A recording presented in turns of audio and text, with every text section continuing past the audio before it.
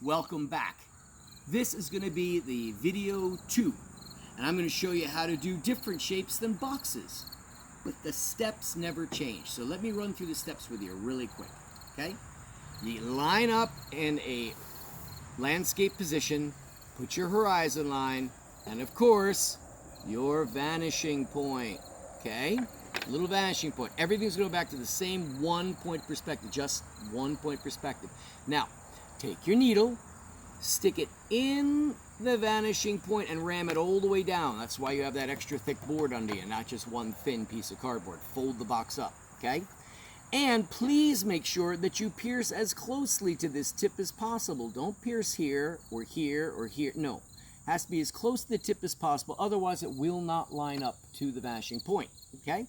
Now, again, I'm drawing it upside down to give you an idea of how easy this is going to be for you. And I'm going to start out with a simple shape first. Little pointy roof. Okay? 2 verticals parallel to each other and a horizontal. Kind of looks like the front side of a house. And when you read the instructions or destructions, however you want to look at it, this is always going to be the front of your shape, the front of your house or the front of anything you want to draw.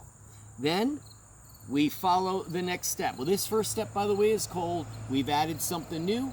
What do? I go to step 2. Step 2 states all things go to the vanishing point. So I immediately know it's got to be radial. Well, I can't connect there, can I?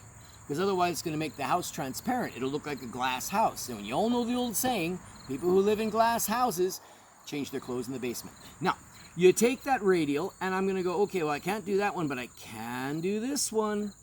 So I immediately connect this point, and this point. Okay, that's all the points I can connect. So I say, okay, I've done number 2. What do? I move on to number 3. Number 3 says, little brother follows big brother, or little sister follows little big sister. What that means is this big line is big sister or big brother. You take that line, that vertical line, and you drag it over, and look, they want to match. Well, the same thing goes with this line. It doesn't matter what line, the rule never changes.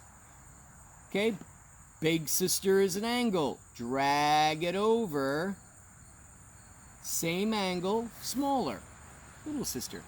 And why, look, I erase my radials, and I have a little salt box house. Okay? And yes, I will get to the windows and doors in just a minute. Okay, one more run. I'm going to come in, I'm going to do this, and I'm going to come up.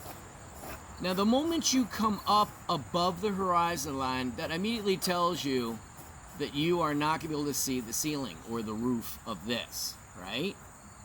It automatically tells you that.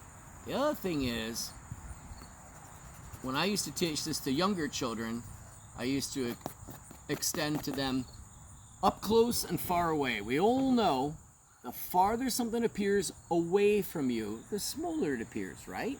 Okay? This is what the whole principle is built on. So now I've added something new. What do? Go to step 2. Step 2 states all things go back to the vanishing point. So I go like this, and this, and this. And you notice I'm just trying to cut down all my erasing. I know it's going to go right back to that point. Big brother follows little brother is always the 3rd step. So I push it over. See this weird angle? That's the big brother. I drag that angle over till it touches. There we go. See? So now I've got 2 shapes. Now if you're going to do a door, all of you would have no problem if I said, put doors and windows on that. You'd go, I've got it, Mr. Shear. I'm on it. I'm on it. And you would do this, and it would look lovely, and everyone around you would say, oh, you're such an artist, and you'd go, I know.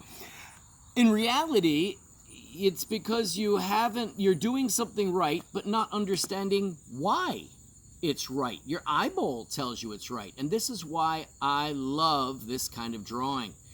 If I get lost in a drawing, I look to the lines to tell me what I did wrong and what I did right. You see, you did this right, because you see, that's a vertical, isn't it? Well, watch this. Vertical, vertical, vertical, vertical, vertical, vertical, vertical, vertical, vertical, vertical. They're all verticals. That's because they're all parallel to each other. The ground is a horizontal. So look, horizontal, horizontal, horizontal, horizontal. You did it right. Now, if you've got that clear in your head right now, just as clear as crystal, and I ask you to draw a door on that side of the wall, can you tell me what 2 lines I'm going to need? Well, let's see.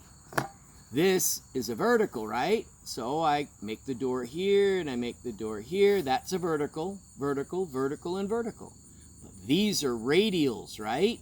So I immediately go, oh, if that's a radial, I drag it down and look. There's your radial. Now the door looks right. See how wrong it looks when you do this?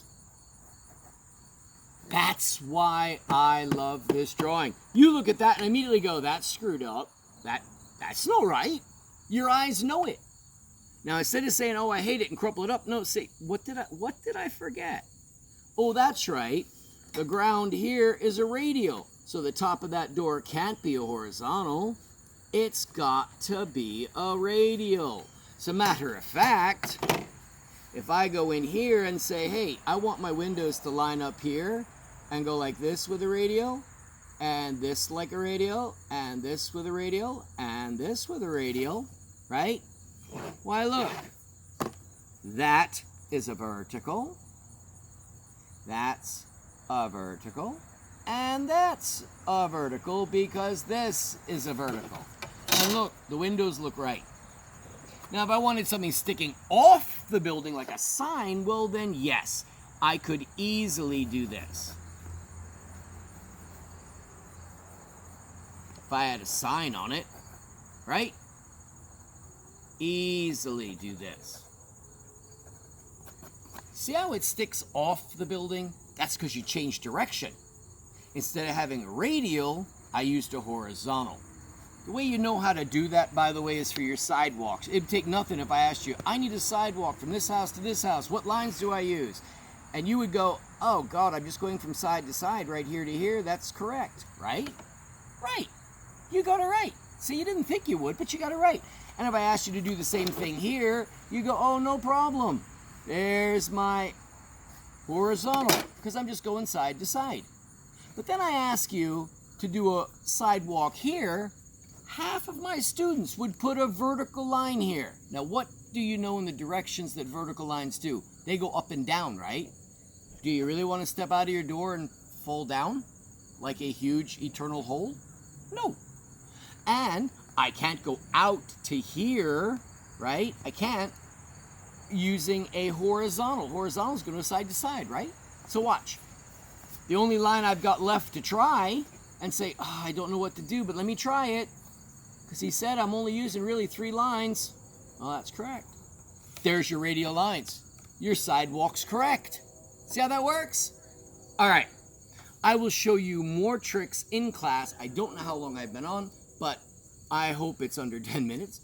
Give that a try. As I said, you can do an inside of a room. That's on the other video. This is like your neighborhood, and it doesn't have to be real. Draw anything you want. Draw a castle with a moat. Totally up to you. You can have floating houses in the sky. But I do want my radials to always go back to the vanishing point. Verticals have to be straight up and down. Horizontals have to be perfectly side to side. All right? All right. Looking forward to seeing you this week. Enjoy trying it out. Talk to you then. Bye.